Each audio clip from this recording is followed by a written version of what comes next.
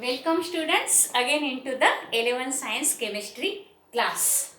Today we are going to learn the purification of colloidal dispersions or colloidal solutions or simply colloids. Now we are learning the chapter number 11, that is the adsorption and colloids. In the last lecture we learned about the classification of the colloids on the basis of different, that is, methods, and again we also learn about the that is preparation methods of colloids. Now let us learn how these colloidal solutions purified. Why there is the necessity to purify the colloidal solutions? We know that the colloidal solution requires some amount of electrolyte for their stability.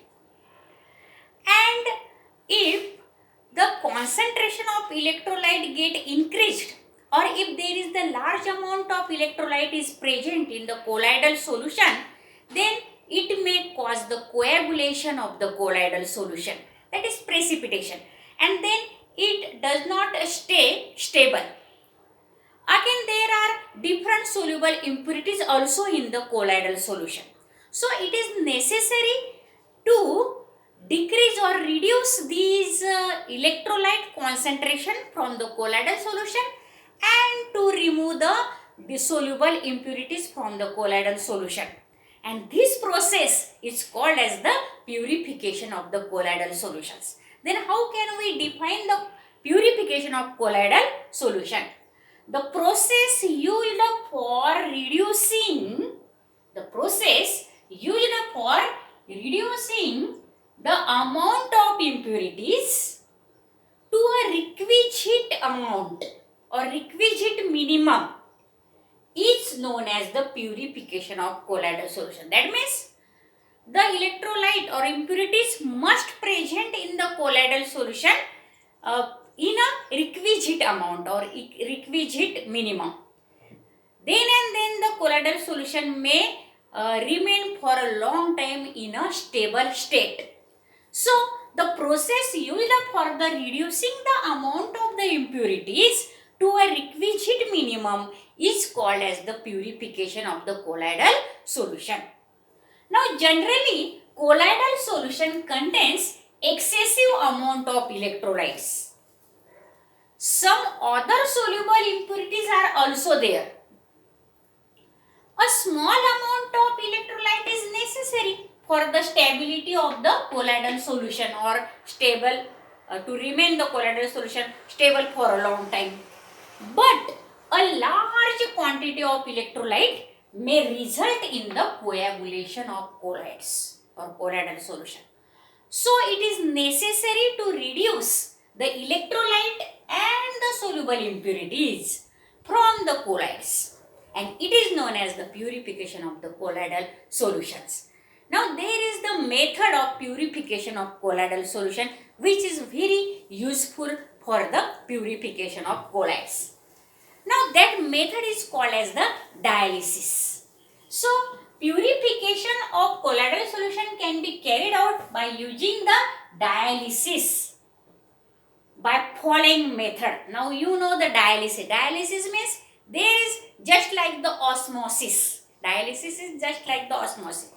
But here in dialysis, that is the particles from the solution, particles of impurities or electrolytes, that is ions and molecules, get diffused from that colloidal solution to the outer side water. And in this way, the colloidal solution gets purified. So what is dialysis? Dialysis is a process of removing a dissolved substance from a colloidal solution by diffusion through a suitable membrane. We know that diffusion or effusion, there is the suitable membrane which is the porous membrane through which, just like osmosis also requires the membrane, that is for the osmosis there is also the membrane through which the solvent molecule can pass from the that is the lower concentration to higher concentration in the osmosis. But here in dialysis, that is the dissolved substances which are impurities or electrolytes, their ions or molecules can pass through that membrane. That membrane is called as the dialyzer. That means it is a process removing a dissolved substance from a colloidal solution by diffusion through a suitable membrane, and this membrane allows the impurity particles and electrolyte molecules or ions allow through it, and this is called as the dialyzer. And a container type, that is the shape of the dialyzer, can be used for the diffusion process or the dialysis process, and due to which there is the purification of the colloidal solution. So what is this? Now let us learn. This is the apparatus for the purification by dialysis method. In it is the water container. It have two, that is one inlet and another is the outlet. And through this inlet continuously water is flowing through this container, and through this outlet the continuously water get removed from that container.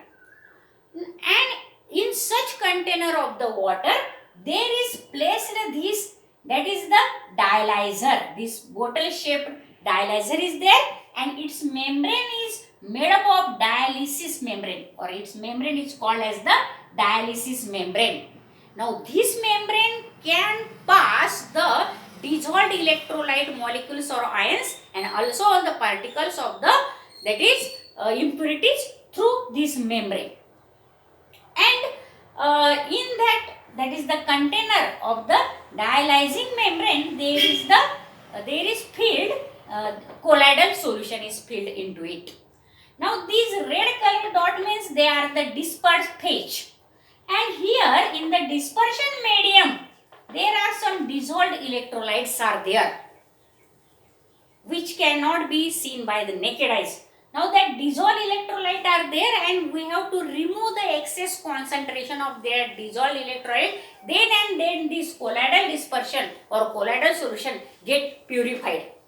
So what is actually there is in this method? The apparatus used for dialysis is called as the dialyzer. Now this apparatus is called as the dialyzer, which is used for the dialysis, which is a bag of suitable membrane. Dialyzer is nothing but it is the bag like structure, bag of suitable membrane through which the particles of the impurities and the electrolyte can pass. So dialyzer is a bag of suitable membrane containing colloidal solutions, and into that there is the colloidal solution. Now this colloidal solution, the bag of this colloidal solution, which is the dialyzer, is suspended or suspended or immersed in a vessel through which fresh water is continuously flowing. Now this is the vessel through which fresh water is continuously flowing.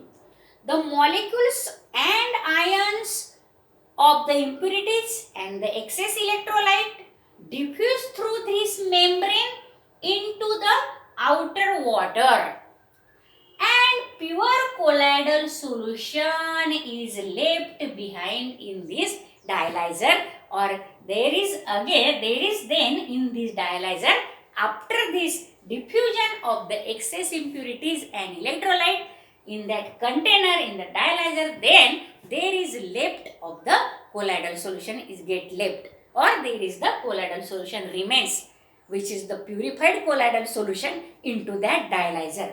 So after the diffusion of ions and molecules through that is the dialyzer membrane into the outer water, there is pure colloidal solution is left behind, and in this way the colloidal solution get purified by this method called as the dialysis.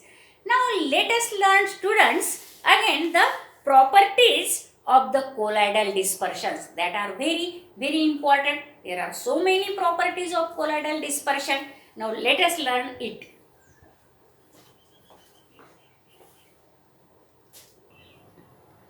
Now pay attention students at the blackboard. We are learning the properties of the colloidal dispersion or colloidal solutions.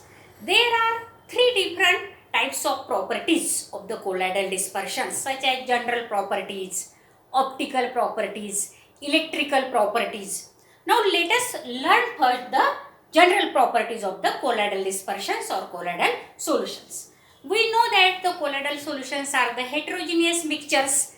That means in the dispersion medium, which is in the large proportion, the dispersed phase get mixed or dispersed. That the dispersed phase have the small proportion into that colloidal dispersion. So they are the heterogeneous. Generally that is solid particles of the dispersed phase diffuse into the liquid dispersion medium. That are we generally called as the colloids, but there are so many colloidal dispersions as solid in solid, solid in liquid, liquid in solid. We know all these. Now these heterogeneous mixtures, that is the colloids, the general property they have, the colloidal system is heterogeneous. That means two different phases are present in the colloidal system. The colloidal dispersion, and that is the dispersed phase, and the dispersion medium are always into the different phases or different states. So they are called as the heterogeneous mixtures. There is no any chemical reaction into the dispersed phase and dispersion medium.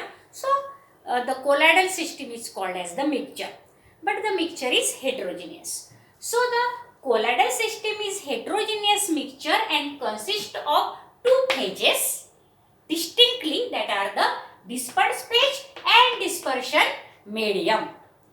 Now dispersed phase is always in a small proportion and dispersion medium is always in a large proportion.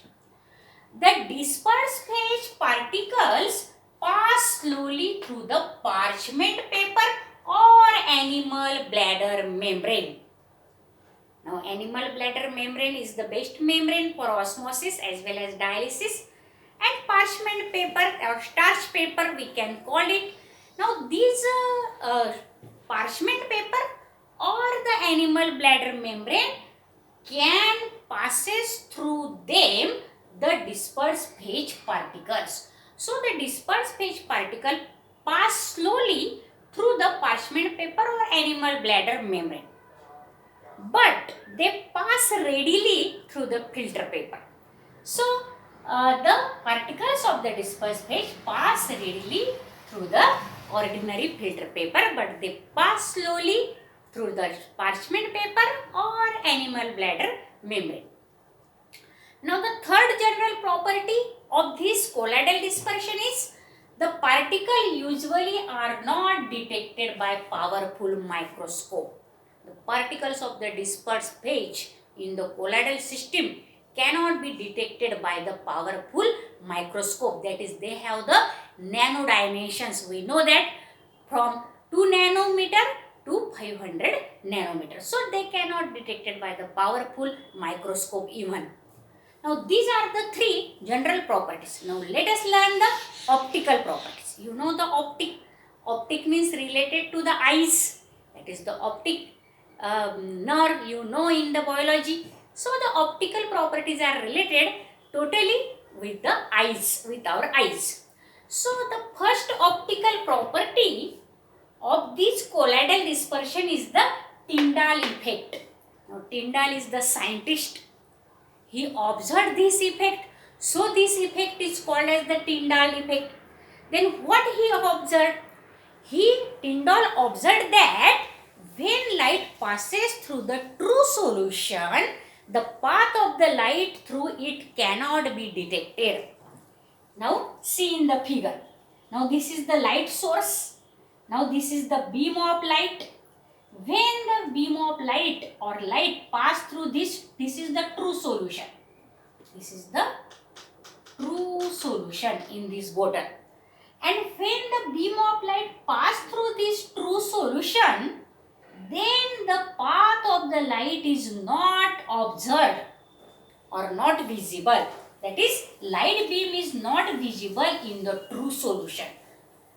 But what he observed? He observed that when the beam of light pass through the colloidal dispersion, now in this bottle there is the totally full of colloidal dispersion, then when the beam of light or path of light pass through this colloidal dispersion, we observe the light cone. This is the light cone, which is the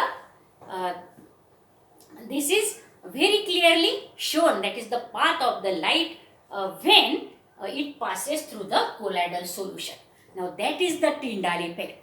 So if the light passes through the colloidal dispersion, the particles scatter some light in all direction, and the path of the light to be observed can be see that path of light if he stand right angle to its path.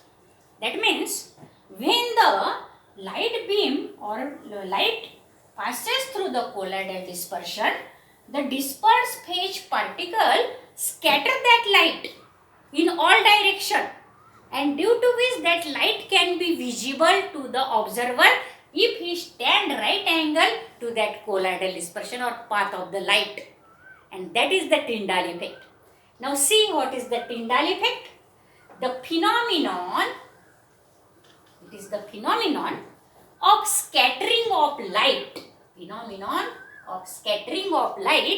by the colloidal particles and making the path of the light visible through that dispersion, that is the colloidal dispersion, is referred or called as Tyndall effect.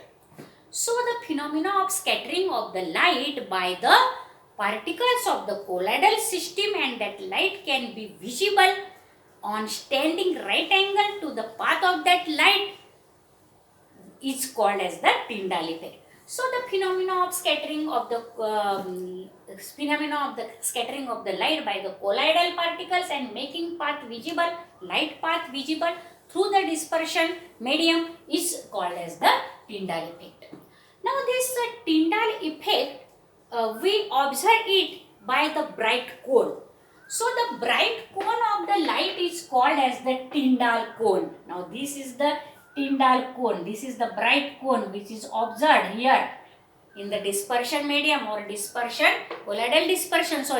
In that colloidal dispersion, we can see this bright light cone, and the bright cone of the light is called as the Tyndall cone. This is the Tyndall cone. Now this is the Tyndall cone. Light beams is visible. Now Tyndall effect is observed only when some conditions can be satisfied. So the Tyndall effect is observed only when the following conditions are satisfied. Which two conditions are required for observing the Tyndall effect in the colloidal dispersion? The first condition is that the diameter of the dispersed particle is not much smaller than the wavelength of the light used. Which light wavelength we are using here to observe the Tyndall effect? The wavelength of light is not much smaller, or the diameter of the dispersed particle is not much smaller than the wavelength of the light used. That means wavelength of the light used and the diameter of the dispersed particle must be nearly same. Now that is the first condition. Diameter of the dispersed phase particle must be or not much smaller than the wavelength of the light. And the second, that is the must condition to observe the Tyndall effect, is that the refractive indices of dispersed phase and dispersion medium differ largely. There is large difference must be there in the refractive indices of the dispersed phase and dispersion medium. But there is not that is the a large difference between the diameter of the dispersed phase particle and that of the wavelength of the light. Now these are the two main conditions which must satisfied by that colloidal dispersion.